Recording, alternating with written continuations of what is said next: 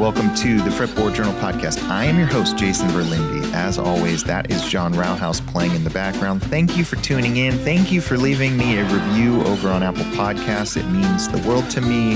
Every week on this show, we interview somebody from the world of fretted instruments. It could be a great player. It could be a builder. Today's story is sort of one of the wildest ones we've ever shared. Scott Marquart of Stringjoy Strings down in Nashville, Tennessee, launched a string company in the last decade. How do you go about launching a string company for guitars and now mandolins? They have mandolin strings now too, from scratch without really any experience working for one of the big brands. It's a wild tale. I got to ask him a ton of questions about how strings are made, why the heck you would start a string factory, where they're going. They seem to be kicking ass. They are growing like crazy. They started sponsoring our show. You can use the discount code Fretboard and get 10% off of your first order at stringjoy.com. There's a plug for you. But beyond them partnering with us to help underwrite this show a little bit, it's just a fascinating story. And I got to ask all sorts of questions. Like I said, it's a good one. I hope you enjoy it, and you should try these strings out. I am personally one of those people who absolutely hates changing strings. I will leave them on as long as humanly possible. But I did try a couple sets out of Stringjoys, and they were great. And my guitar sounded a lot better. I just need to stop procrastinating on that. I'm sure a few of you out there can relate. What else can I report? I can't report anything because I'm going to be at the Fretboard Summit when you're hearing this, and hopefully some of you will be too. If you haven't subscribed to our magazine yet, we hope you will. Fretboardjournal.com. Click on the subscribe button. It's basically a coffee table book that's actually a guitar magazine. It's unlike anything you've ever seen. So if you want to get a whole bunch of original stories that you've never read, no press releases, no how to play a guitar in 10 easy steps, none of that stuff. This is meaty, in-depth interviews and profiles with makers and great players. It's going to turn you on to a bunch of music you've never heard before. Every issue is unique. Go to fretboardjournal.com and join us. Our sponsors for the podcast, beyond Stringjoy, who are featured today, Peghead Nation. You can get your first month free or $20 off of an annual subscription with the promo code Fretboard at Peghead Nation. One of the great music instruction portals around. They just launched a new Western swing lesson with Matt Munisteri. They've got a Maybelle Carter-style guitar class now with Kathy Fink. On and on. So many cool lessons over there. One of my favorite places to visit on the internet. I'm so glad to be a member. We are also brought to you by Seattle's own Mike and Mike's Guitar Bar. I've watched these guys grow from being in a garage not too long ago to having one of the greatest showrooms around. It's here in Seattle, Washington. Most folks find them through their Instagram or their website, mmguitarbar.com. You should too. Follow them. Everything you'd ever want. Electrics, import models from Japan, acoustics, they've got it all. Tell them the Fretboard Journal sent you. Last but not least, if you want to use the software Isotope, which is great for cleaning up audio glitches, fixing, mastering, you name it, use the discount code FRET10. You're going to get 10% off of your order. Again, today our guest is Scott from Stringjoy Strings. They're an upstart string company. Wrap your head around that, no pun intended. They're doing it. They're not doing the white label thing where they're just having another manufacturer make their strings. It's an incredible story. I hope you enjoy it, and here's our conversation. Scott, I get a lot of grief for being a small business owner who in 2023 is still printing a paper guitar magazine. This is my world. I'm used to it. But the idea of creating a guitar string company from scratch, now that blows my mind. I don't even know how to wrap my head around this. So I think you're one of the newer players in the world of guitar and now mandolin strings. I want to hear the origin story of Stringjoy. Absolutely. I'm super happy to be here with you and talk about all of that. And, for what it's worth, I love your magazine. I feel like we as guitarists are like very tactile creatures. So there's something about having something in your hands and being able to touch it that feels right. And I guess for me, being somebody that's spent many years obsessing over the nuances of guitar strings, it makes sense that I like things that I can hold in my hand. Thank you. So when did Stringjoy begin? Like how did it begin? Yeah, sure. So back in 2014, I'd graduated college. I went to Vanderbilt and graduated in 2013, and had spent like my last few years in college working in like the music industry, as it were, like at labels and management and all that sort of stuff. And I've been doing that for a little while after college and enjoyed it. But at kind of a certain point, I realized that wasn't the world I wanted to be in forever, especially in this era. It was kind of the era of like, everyone's downloading stuff for free, but like our main business model was trying to guilt them into buying a CD instead, just because you should. And that didn't really resonate with me at a certain point. I was like, I want to create something that people need and that they can touch and they can feel. And there's like kind of a very direct interaction between what I'm making and what they get to experience at the end of the day. So I went on a bit of a mental journey thinking of all these different things that I could do. I wanted to be music related. Obviously, like I've been playing guitar my whole life. Music's been my biggest passion that's flown through everything I've ever done. But I was trying to think of what could kind of work in that way. And ultimately, in kind of this like light bulb moment, I realized that I'd been doing something weird with strings for a long time, and I just never really thought too much of it. So back when I was like in my teenage years, I was playing at churches and in bands and all this stuff. And I got really into hot rodding everything that I could on my guitar or amps, or, to the degree at which I kind of understood it. And one thing that I took to doing was buying multiple sets of strings and mixing them together to make a set that I really liked. So I would take like a 10 and a 13 out of a standard set of 10s. I would get an 18 wound that at the time, D'Addario only sold in like a jazz set that was heavier. And then I would either have like 26, 36, 48 or 28, 38, 50 on the bottom end. And I just really kind of liked that setup for myself.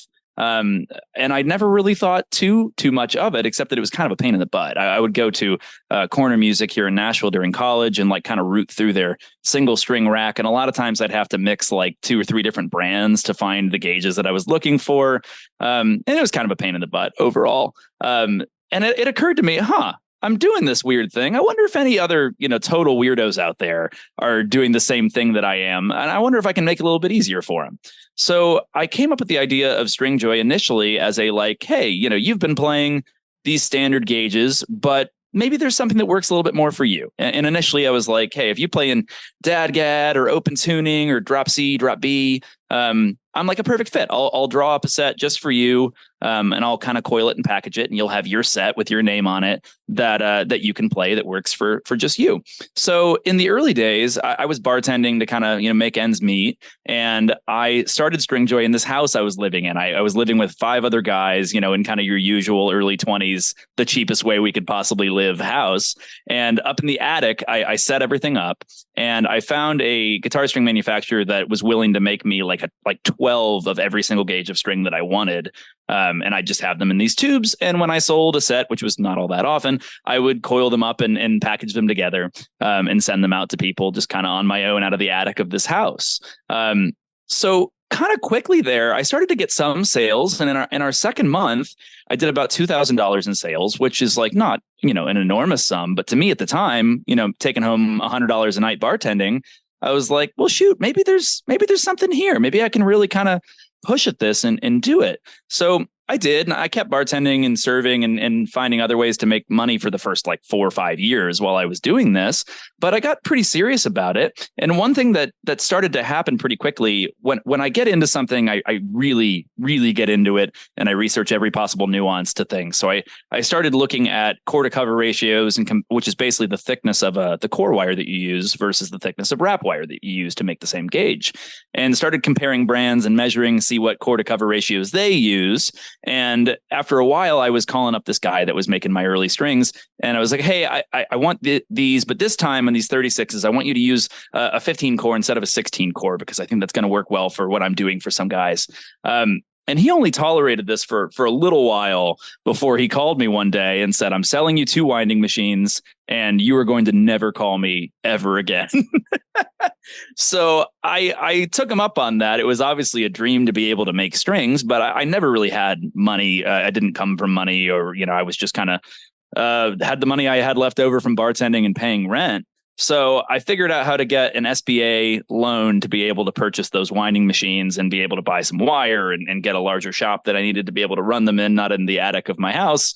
and started learning how to make strings. He was kind enough to train me kind of on their way. So I started off with a good baseline of knowledge, but it wasn't like 48 hours before I was completely redoing the whole process and, asking questions of like, well, why does it work like this? What if I change it around and flip it around to kind of work like this? And after several intensive months of that process, I landed on a way of doing it that I felt like, it wasn't just the gauges, right? It wasn't like just this custom gauge as kind of the selling point. There's something about the strings themselves. I thought like I can really make better strings. So that's kind of where the company pivoted to being more of a traditional string brand rather than just a custom string supplier. And the nice thing was I had all this data from all these custom sets that I had made for people over the years. So I kind of would experiment and try, a 48 instead of a 46 and all this and get feedback from people. So when I put together our initial kind of gauges, which is what we still use to this day, we had a lot of cool data of like how we can optimize those gauges for our standard sets to make them work a little bit better, which is really kind of cool and a cool benefit that came out of the way that this happened, that who could have predicted it would have kind of gone like this. You are making this all sound ridiculously easy. And I have to wonder, I mean, you went from doing sort of the white label thing where you're not getting your hands dirty to being offered these two machines. I mean, it's sort of like anyone can start a record label, quote unquote, but you went and bought the lathe to press the record. Was there a weird conundrum there of like, do I really want to get my hands dirty versus like just ordering this stuff off a website and repackaging it and doing the fun stuff? Absolutely. Yeah. So in the early days, I had a partner that came in and owns 10% of Stringjoy, Blake Weiland from the Tone Mob podcast. We'd met through doing his podcast early on and just really hit it off. And I just kind of wanted him in my camp to have someone to run ideas by. But I was on the phone with him when we were talking about this whole thing. And I was like, Blake, I don't want to be in a warehouse running manufacturing. I don't know that that's my world. I didn't have a lot of experience in it. And it seemed like a totally different thing for somebody that's like versed in marketing and internet stuff like myself. So that was kind of weird, but I knew that that's what we had to do to be like the kind of company that we could be. So we threw in and did it. And like, man, especially in those early years, but even still a little bit to this day, I had a jumpsuit that I would keep in my office for when something broke down in the machines and I would have to become covered in grease from hammering things around and trying to make it work. So it just happened to me. And I think I was maybe wise to think it would not be ideal, but sometimes you just got to do stuff and you learn it. And it wasn't very long before I felt like an expert in a lot of that sort of stuff too. So sometimes life's funny that way. You just jump in and it'll surprise you what you end up learning and getting really good at. Give us the scope of how big these machines are. Like, give me something to compare them to. Yeah, so they're about 10 feet long, about 4.5 feet high, depending on the model, and then about 3 feet deep. So like a really big upright piano, kind of. And each of them is like a solid 1,000 pounds or more. And these old school machines, our first two machines, had some cool history to them. They were initially made in the early 80s for Jimmy DeQuisto, the DeQuisto String Company. Jimmy DeQuisto was John D'Angelico's apprentice and made a lot of very fantastic instruments that are still very coveted and expensive to this day. He got in with some guys to start a string company, and they made these winding machines for them.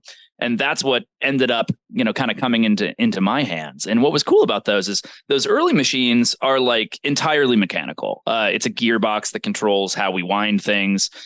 So you could really wrap your head around the entire system and understand point to point how this whole thing works. Our newer machines, we actually have some of the very newest machines in the entire string industry now that are super, super high tech. I don't think that if I'd started with those, I wouldn't have the same wealth of knowledge about how this all works that I do now. Specifically, on those older machines, there's a lot of ways that during the winding process, the operator can kind of override what the machine wants to do. So we'd have our hands on the carriage and be pushing at things and pulling on things to make a string the right way.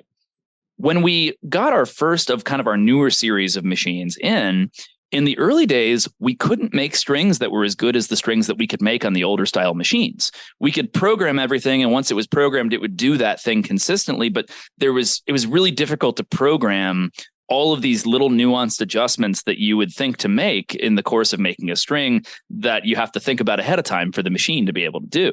So it took us probably 4 to 6 months with those newer machines before we felt like we could make strings on them that were as good as our strings. And again, as is kind of the story of everything, we eventually were able to make even better strings on those machines than what we've been doing prior. But one thing that's kind of funny, there are a couple other string companies that use a really similar model to these newer machines that we have. We have some customizations on them to do what we want to do our way. But when I've taken open those packs of strings, and I won't name any names, I look at them and I'm like, oh, these are the day one strings that those new machines made that I was like, no, I can't do those.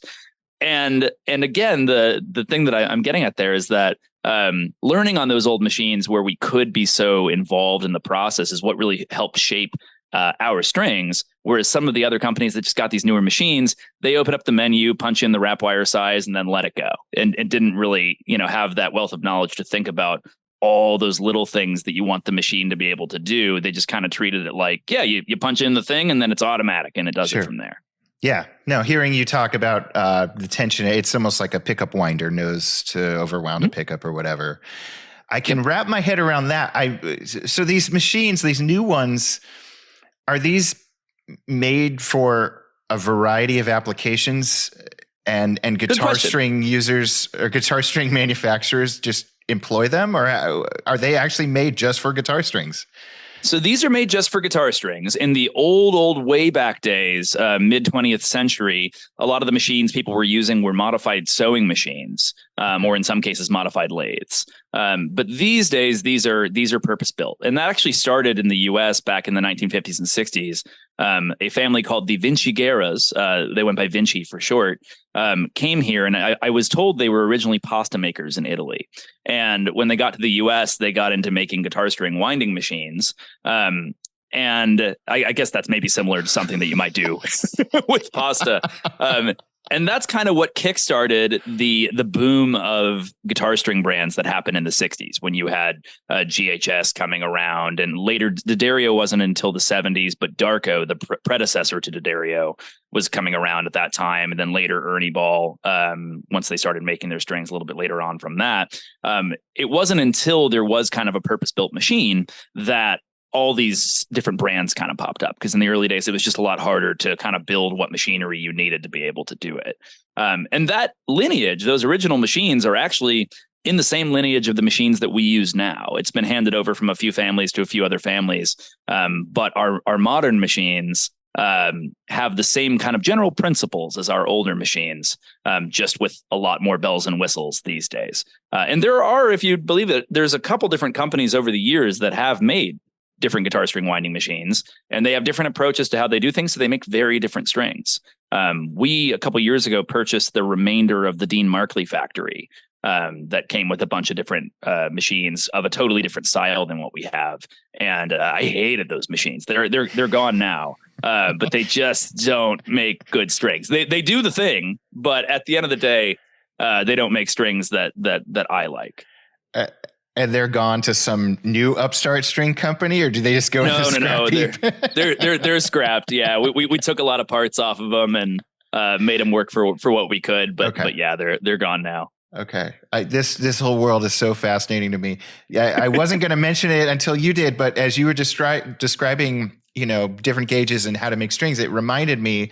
There's a food podcast called The Sporkful that is very popular, and the guy wanted to make his own pasta shape. And several episodes of this podcast were him going around to these pasta extruder companies and them telling him that it was absolutely impossible, that the shape was too weird, that the mold was going to and when you were describing what goes into making strings, I'm like, this sounds just like that guy with the pasta company. And so it makes sense that a pasta company made the origin story of a lot of these string machines are from a pasta company.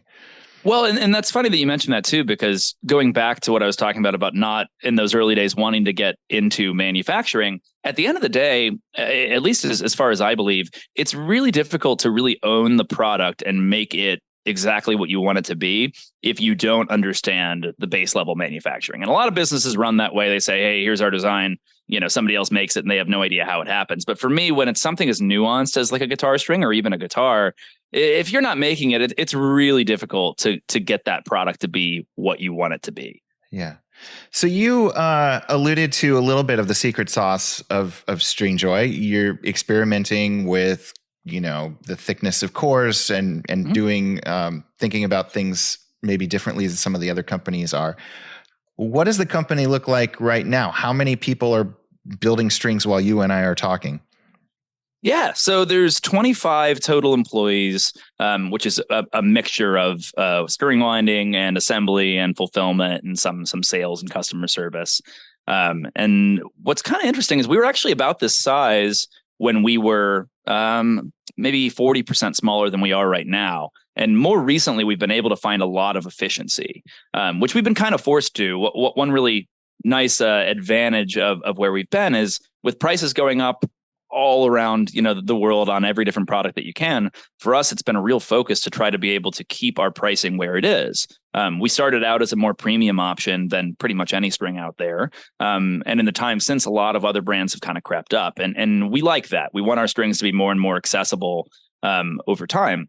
So we've really had to focus on okay, how do we keep the product just as good or better while finding a lot of avenues that we can to create more efficiencies in the business so that we can, pay people better and make more product that's really good and be able to fulfill demand. So we've grown a ton recently without having to grow our headcount.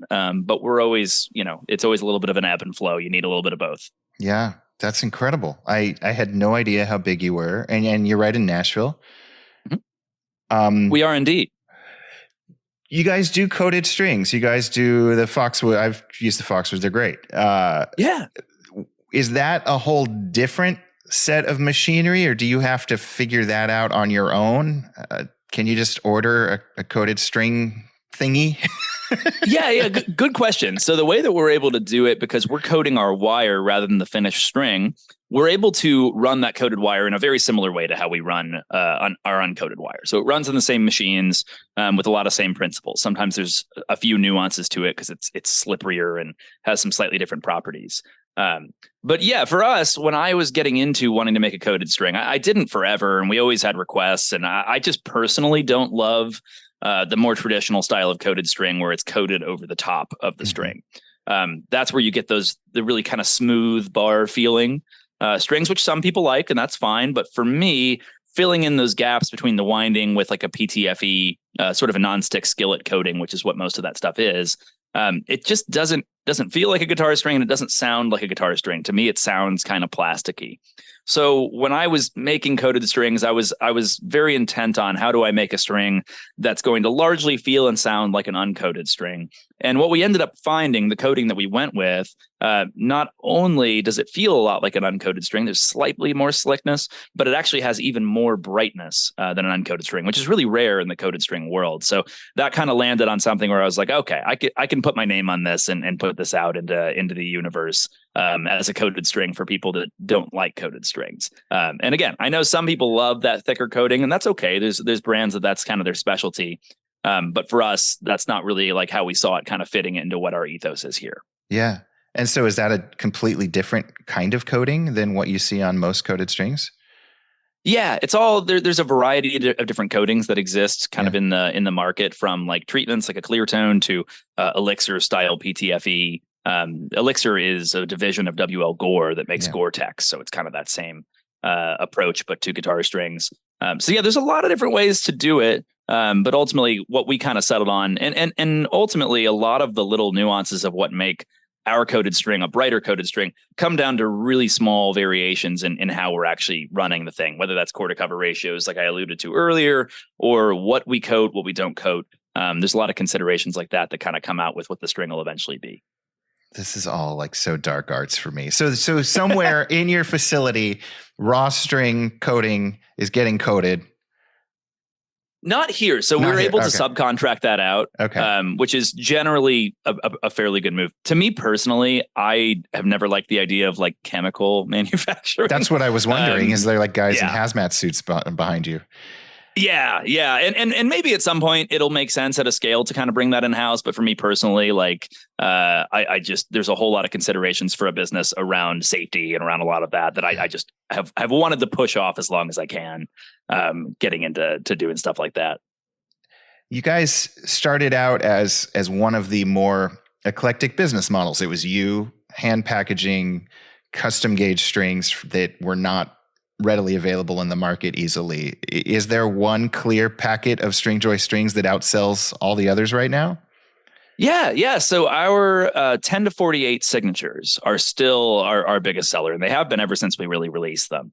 It's our take on like a 10 to 46 kind of traditional electric guitar string. So that's the biggest mover, but it's not, light years ahead of a lot of other competition. Our acoustic 12s and 11s are right up there. Our electric 9s and 9.5s are right up there as well. And one thing that we've always wanted to focus on as a business, when you look around the guitar string world, most companies kind of do one thing a lot more than the others. So like Martin makes electric guitar strings under the Darko brand, which they bought from the D'Addario family before they started D'Addario. And they sell, but I don't really see anyone who uses them, right? When you think of Martin strings, it's all acoustic. Ernie Ball on the same side, like lots of electric bass. They do sell acoustic strings and people use them, but I think it's a much smaller chunk of their business than it is for some. Same story with like DR. That's mostly all bass, a little bit of electric, almost no acoustic. For us, Stringjoy is our name, right? So we're not like, hey, this is the electric guitar company, or this is the mandolin company. Yeah. We want to make strings for all instruments eventually. So we've always focused on wanting to be diversified there. We want to have a clear focus on the acoustic world just as much as we do on the electric world or the bass world. We want to keep that all in balance. And that's been a big focus over the last couple of years. And that's been really effective. We have a lot of acoustic players that use our strings. It's just slightly lower than our electric world. So we're pretty proud of that, of having camps and all these. And like you alluded to earlier, we're excited to be jumping into the mandolin world. We've seen a lot of uptake from that really quickly. And we've got a number of other things in the pipeline for other instruments that we're excited about too.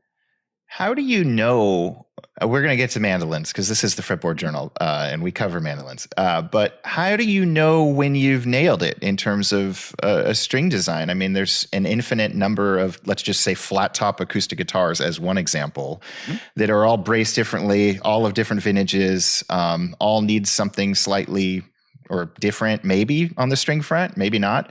How do you know when you've nailed a design and you've locked into it? Do you have a bunch of people out in the field who are testing prototypes all the time, or walk me through that?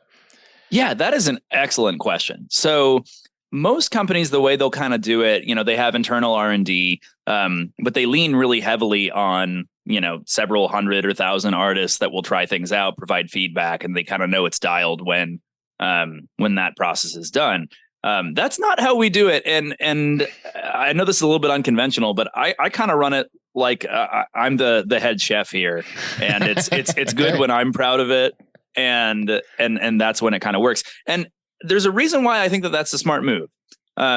With anything, when you consider a product done once it doesn't offend anybody, and you've kind of, you've sent it out to 1,000 people and stamped out all the little areas in which it's too spicy for one person, or, et cetera. You always end up with something that's kind of bland, in my opinion. Nobody thinks it sucks, but nobody loves it either. And I think that that's a lot of the string world, to be honest. For me, I'm much more interested in making something that I think is awesome. And there's a good chunk, maybe half of the people are going to be like, this is incredible. This is the best thing I've ever played. And the other half would be like, nah, it's not really for me. I'd rather that personally for me, because I want to make strings that 50% of people absolutely love more than I want to make strings that 100% of people don't hate, and that's kind of what we've, in our research, always seen. When you ask D'Addario players, why do you play D'Addario? They say, I play D'Addario because they never let me down. Or Ernie Ball players will say, I play Ernie Balls because they're good enough for me. That's the only thing anyone's ever told me for why they play a different brand of strings. It's like, they work. I don't want people to feel that way about our strings. I want people to be like, I play Stringjoys because they bring my guitar to life. They make me want to play my guitar more. They bring this certain X factor to it. And I think that you can only get there by not being so pro about averaging something out between a million different people. So that's a long way of saying a design's ready when I feel good about it. And even beyond that, we are always making little tweaks. We just kind of overhauled how we're doing some of the lower strings on our acoustic guitar strings because we found a way to do it better. So there's, in a larger sense, nothing's ever really done with us. We're always gathering feedback. One really great thing about us is because we do still sell so much direct, we have these close relationships with tens of thousands of our users. So they'll let us know, like, hey, this A string sounds just a little dull compared to the other strings in the set. And we have catalog systems for how we keep track of all that. And if we see something's a trend, I'll dig it up and say, okay, well, that's a 42 phosphor bronze. What can I do to make that 42 sound right on this particular guitar without sacrificing how it sounds on another guitar? So we're constantly making those tweaks and optimizing to make something better and better. I think we're making the best strings we've ever made right now, but I think that in 5 years, I will feel that at that point we're making the best strings we've ever made.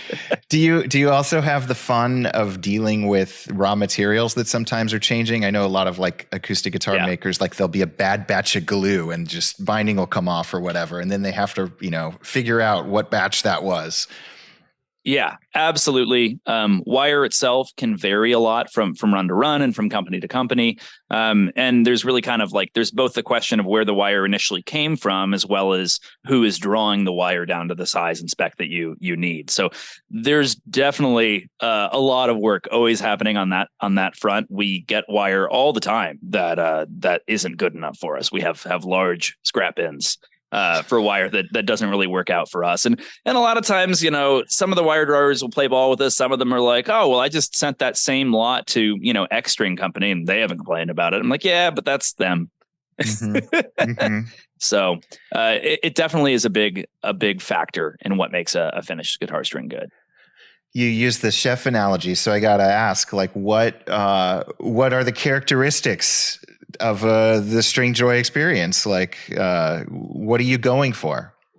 Yeah, 100%. So, I mean, for me, when I'm looking at a set of strings, the number one thing to me is how that set of strings feels. A lot of people, I think, only think that strings affect tone. And like, if you're looking at a YouTube video of a shootout of two strings, that tells you something about the tone. But the feel is a really, really important thing. And by that, I both mean the smoothness of how a string feels as you're kind of sliding over it to play different parts, as well as the tension of the string. So how much effort it takes to bend or fret a note and how those different tensions in a set kind of interact with each other to create the overall playing experience. I want something to feel really natural when I'm, doing double stops or bending, just as I do when I'm, doing bar seventh chords and things like that.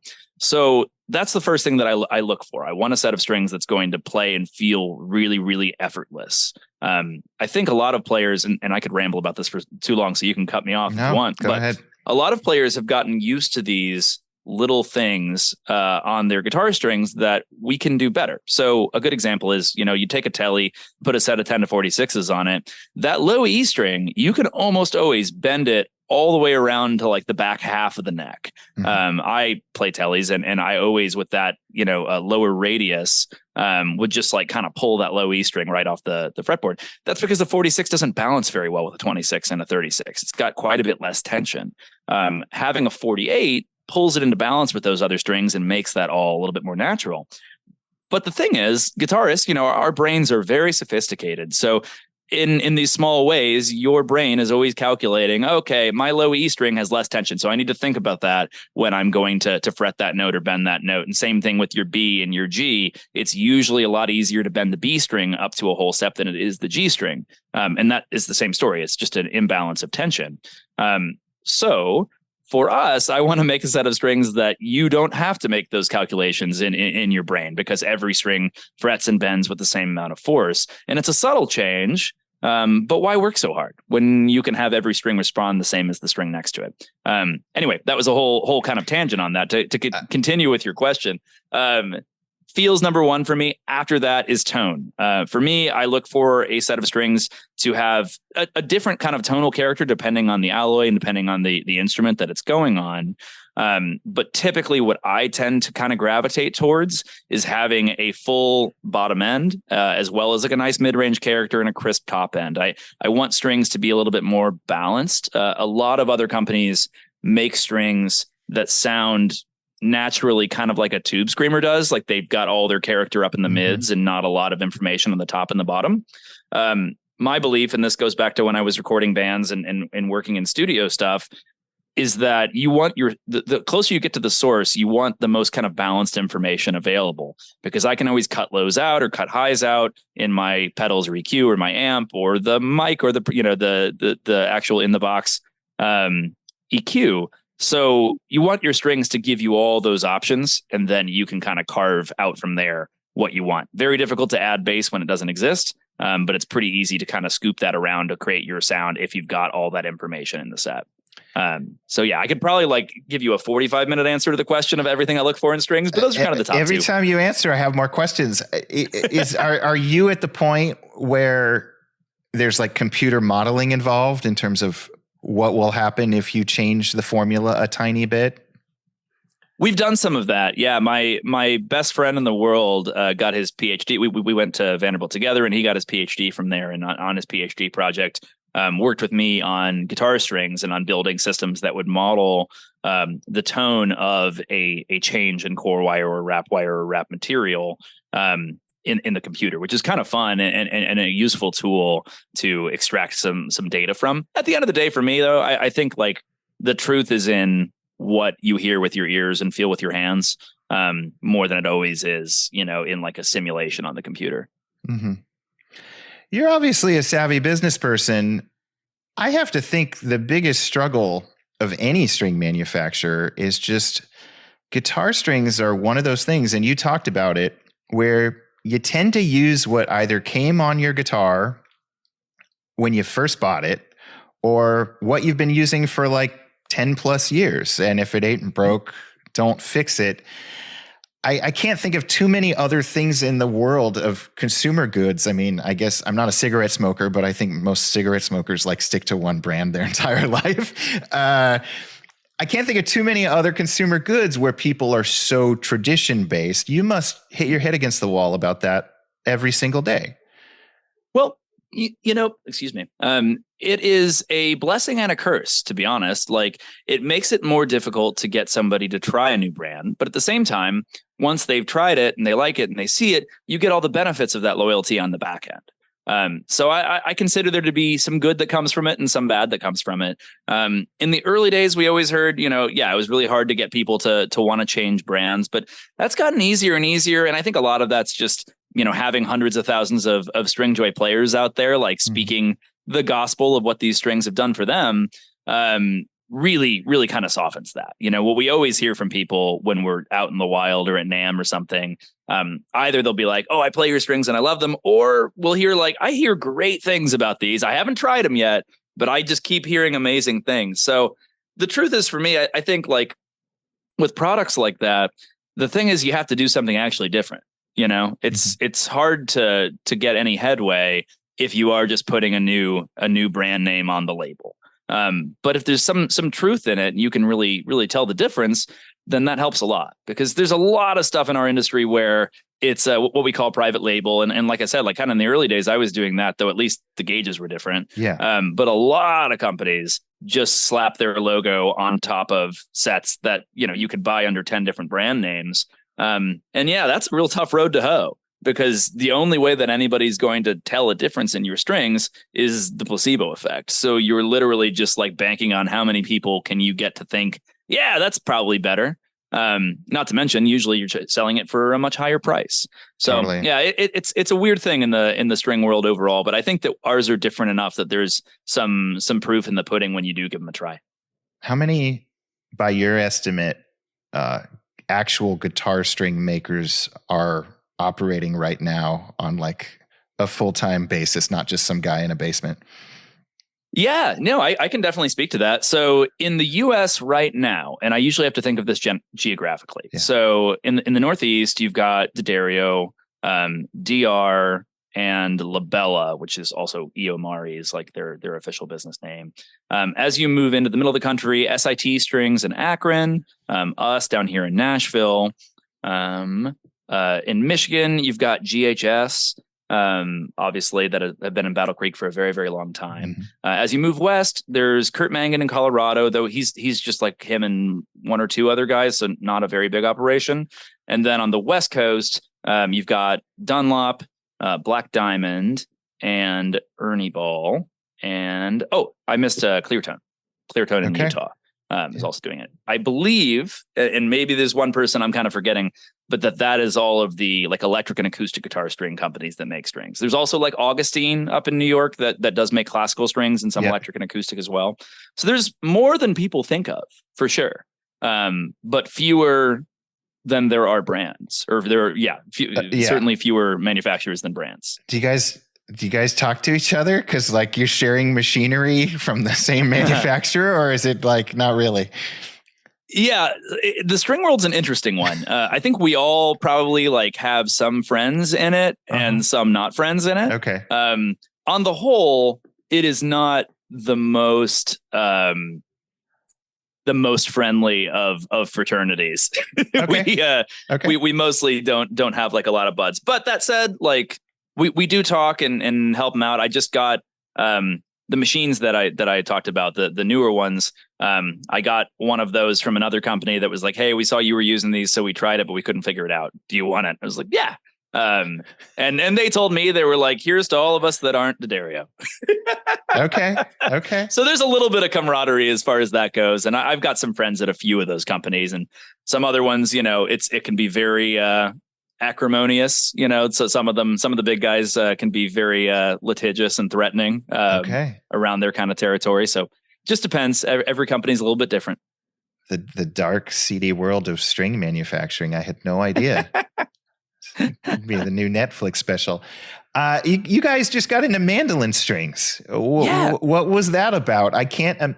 I shouldn't say this, but I mean, I know mandolins are huge, but I have to imagine that's a smaller portion of your business than the acoustic and electric guitar strings, at least. Oh, yeah, definitely. I mean, it's a much smaller market in general than acoustic or electric or bass, but it's something we always had our eye on, knew that we wanted to do it. But like anything we do, we wanted to kind of do it right and do it at the right time. For us being in Nashville, I think we've got a fun opportunity with a few different instruments, specifically like mandolin, banjo, pedal steel, that at the end of the day, you're playing mandolin. Do you want the New York City mandolin strings? Do you want the Los Angeles mandolin strings, or do you want the Nashville mandolin strings? Right. Sure. It tends to speak to those worlds a little bit better. So we were always excited to eventually get into there. And we just launched mandolin strings, let's see, last month. And the demand's been a lot higher than we actually had modeled. So that's a good side. I think it's one of those instruments that a lot of string companies make, but maybe it's not a big focus for a lot of them.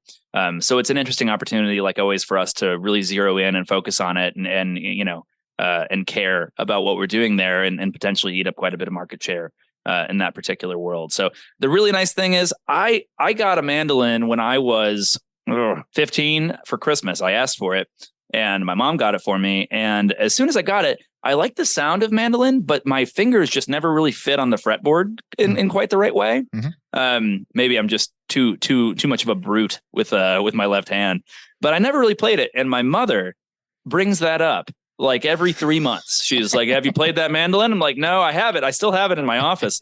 But she's like, you never played the mandolin I bought you.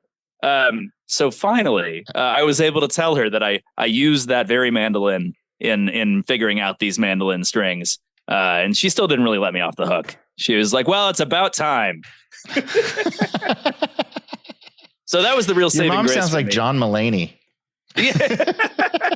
In my head, that's what she sounds like, but I don't think that's really what she sounds like. Okay, that's good. Was this a case where you, despite being the executive chef, had to go find like mandolin virtuosos and interview them and hear about what their needs and how they weren't getting addressed?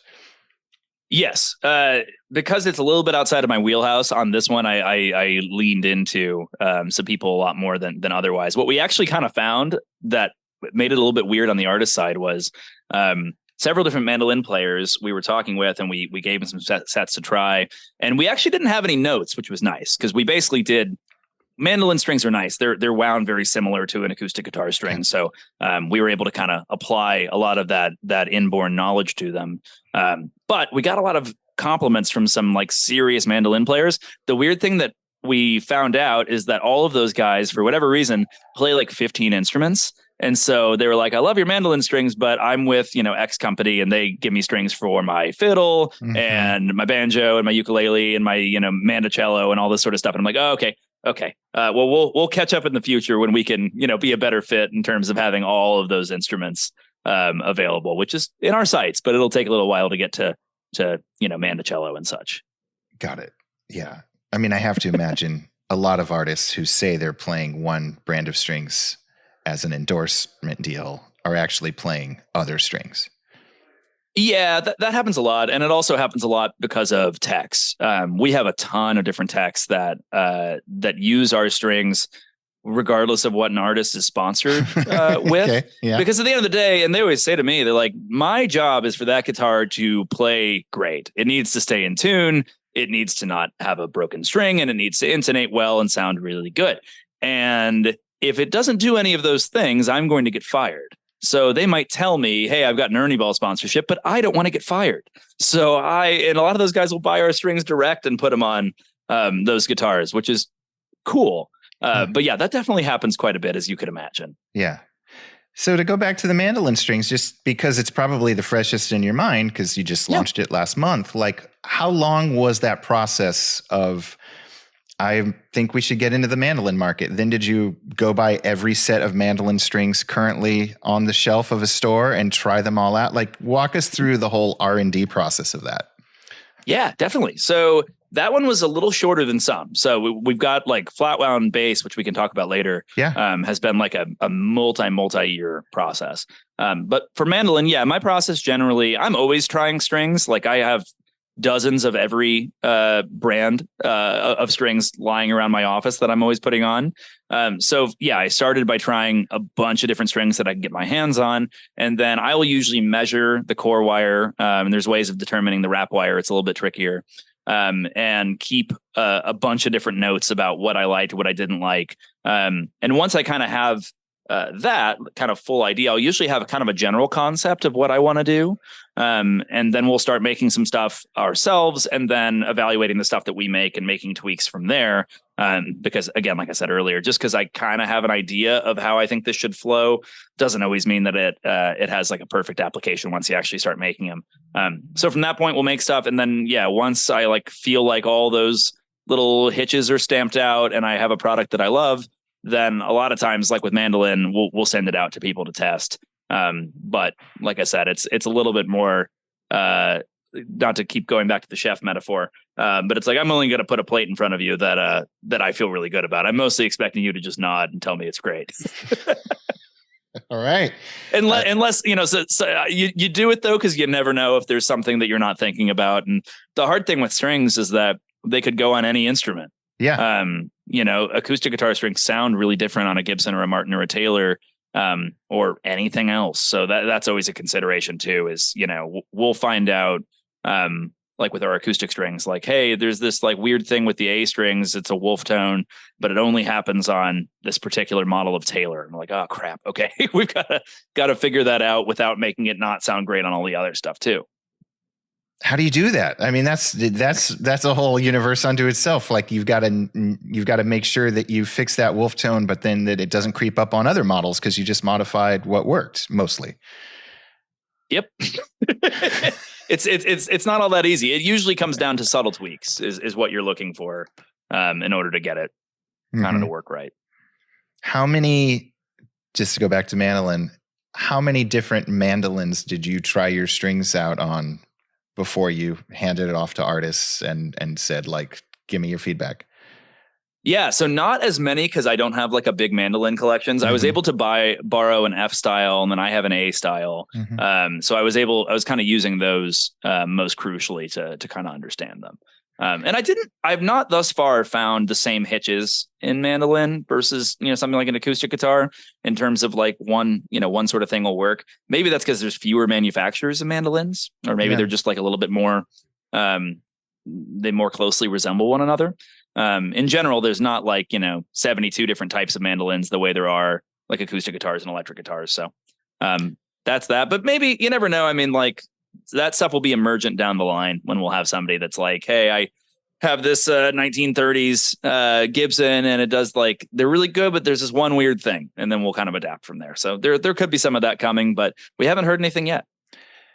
Going back to the wolf tone thing, like I'm just going to use, because it's the easiest for me to wrap my head around, like vintage acoustic flat top guitars versus a new acoustic flat top guitar, which could be some Taylor or whatever. Like, do strings react dramatically different if you're talking about the same set of strings, a 30s Martin versus a 2023 Taylor?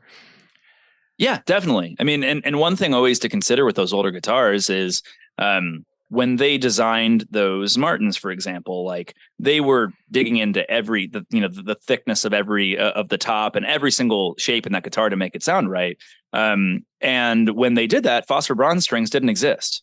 Yeah. So, the designers never heard phosphor bronze on a Martin until the 70s. And that's not to say that phosphor bronze can't sound good on that Martin.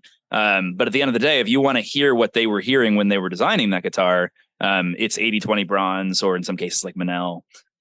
So that's always a consideration too. I mean, we were talking with some folks that were using our round core Broadways, like our pure nickel vintage style string, on a Floyd Rose. And that was kind of an interesting one where I was like, well, round core strings, they can work on a Floyd Rose. It's not ideal because the string's less anchored to the wrap wire. And again, it's like, when round core strings were the thing, nobody had even dreamt of what a Floyd Rose was, or much less, what people would do with it. Right. Sure.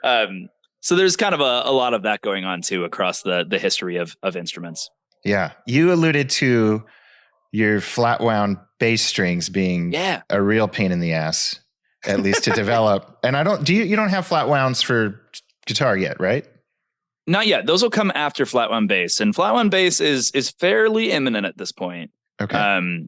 Pending a couple other little things. So the trick with a flat wound bass string is like and we'll get a little nerdy here. Sure. For a typical electric or acoustic guitar, there's not too many parameters. You've got your core wire and your wrap wire. And if you're going to be making, like, say, a 54, you can, adjust a few different ways. There's a few combinations that get to that final gauge, but not an infinite amount.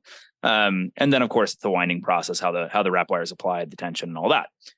But all things being equal, it's relatively simple. You've got kind of two things you're putting together to make your string.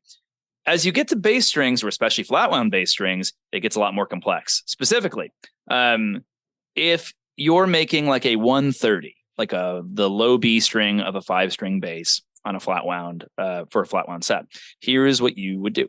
You would take the core wire, and that could be any variety of thicknesses depending on what you want to do. And then you would apply an under wrap. That typically is a really small amount of, in this case, stainless steel, but a much thinner gauge.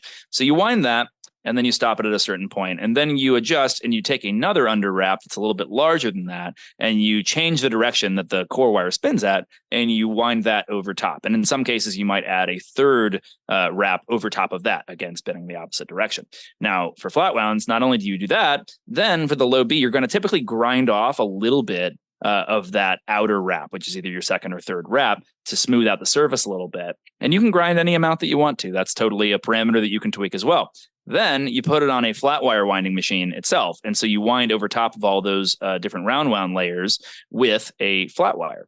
And then finally, you're going to grind and polish and eventually silk that string to finish it up.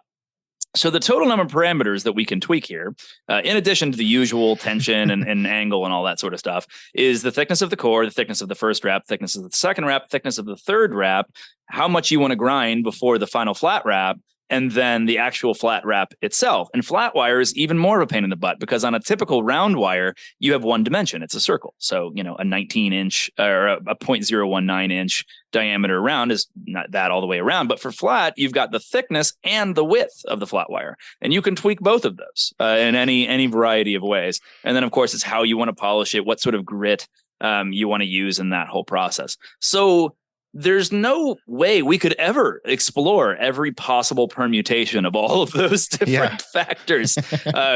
to make and it's difficult when you're designing something to have all those possibilities out there that you haven't evaluated, because you're like, oh well, but shoot, maybe it'd be better if I tweaked, went down this whole other rabbit hole of tweaking this other parameter. So it's taken a long time to kind of arrive at something that we feel like we like, and we're really, really close right now.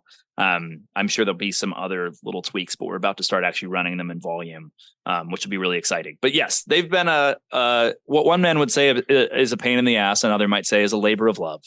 Okay. Yeah. And did you go that route, which seems even more overwhelming than flat wounds for guitars, which have fewer wraps at least? Did you go that route just because the market needed it more? Yeah, we'll hit flat wound guitar afterwards, kind of once things stabilize out on the flat wound bass side. But yeah, I kind of wanted to tackle the hard thing first before going after the easier thing. You're correct though. Flat wound guitar is quite a bit simpler than flat wound bass, but flat wound bass has become very, very popular in the past couple of years. Like very, very popular.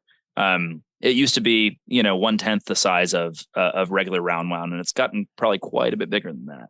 Okay. So it's definitely something we want to hit. And we get right now between 6 and 8 requests every single day over email for flat wound bass. So it's they're coming. It's definitely something we need to address.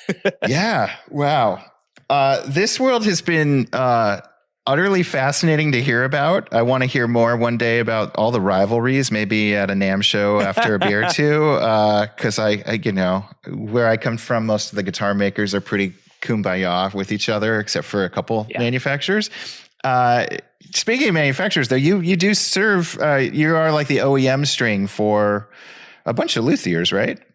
Yeah, quite a few smaller luthiers. And just because they're smaller doesn't mean they're not super high quality. And we're chasing down some more moderate sized folks as well that are like a little bit closer to household name status.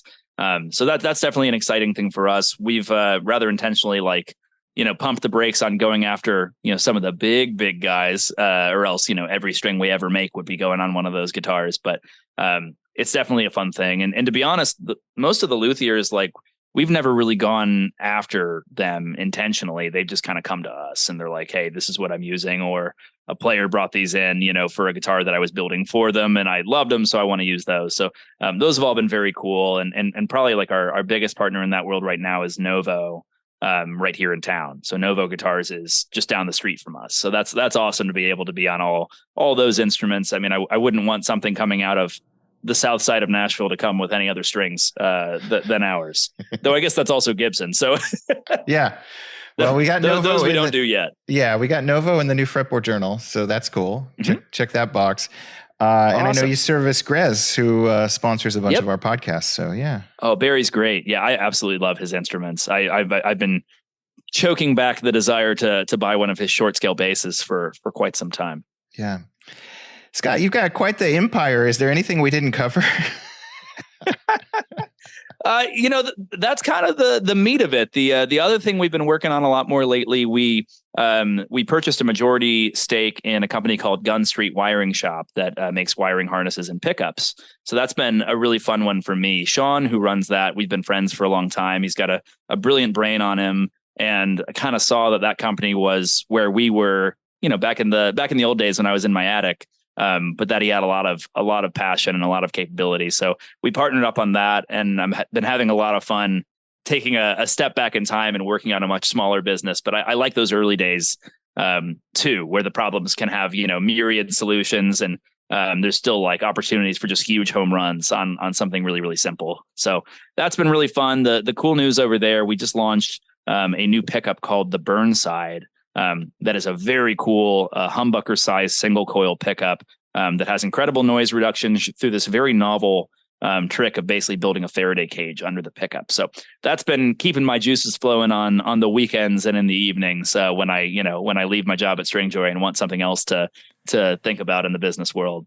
I love it. Are those going to be made in Nashville as well? So that company runs out of Portland, Oregon. Okay. So Blake, my partner and the Tone Mob maven himself, is able to keep a close eye on that since he's in Portland as well. And it gives me an excuse to go out there a couple times a year, which I rather love that city. So that's always fun. It is a great city. I'm in awe, Scott. I still am wrapping my head around how to make a string.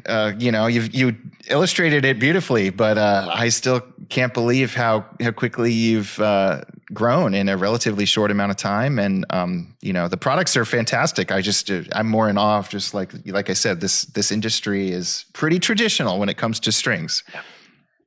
Well, thank you so much. I'm in awe of you for sitting here and listening to me go on 5 to 8 minute ramblings about particular things. But it's in summing it up, it's really fun and it's a great honor to be in this world. A lot of string companies, especially in Europe, have been doing it for 300 years, like 10 generations. So I'm not without some humility of the amount of history that exists in this particular world, and definitely I see us as being a really fun new entrant and being able to do a lot of things better. But I'm very passionate about the tradition that exists in this world, and always want to be a good steward of that. Yeah. All right. Final question. We just launched a steel podcast, lap steel, pedal steel strings. Did you hint at that? Is that right? Yeah. Yeah. We have pedal steel strings, and they've been getting a lot more traction. We never really did a big launch of them. We just sort of put them out, and now we've been selling more and more and more of them. I think that's a bit of an insular world, but it's a very cool one to be involved in. And that is one that I truly have to listen to the pedal steel guys, because I don't know what I'm doing on a pedal steel. So there's even more variables there. There's levers and stuff. Exactly. Yeah. A B-bender is too much for me to wrap my head around, much less all those. Yeah. And banjo, possibly? You're going to just cover all the bluegrass instruments? Yeah. Yeah. Banjo is on our radar for early next year. We wanted to separate it from mandolin. I feel like everyone just treats those as the same instrument, and we wanted to speak to mandolin and then speak to banjo. All right. Scott, thank you so much for your time. This was fascinating. Thank you so much, Jason. It's always a pleasure getting to talk with you. All right. That was Scott from Stringjoy Strings. Wasn't that cool? I learned a lot. I bet you guys have even more questions for him, so lay them on me, podcast@fretboardjournal.com. Let's get him back on the show, demystifying the world of guitar and now mandolin strings. I hope everyone out there is doing well and staying safe. And if you are headed to the Fretboard Summit, try to track me down. Say hello.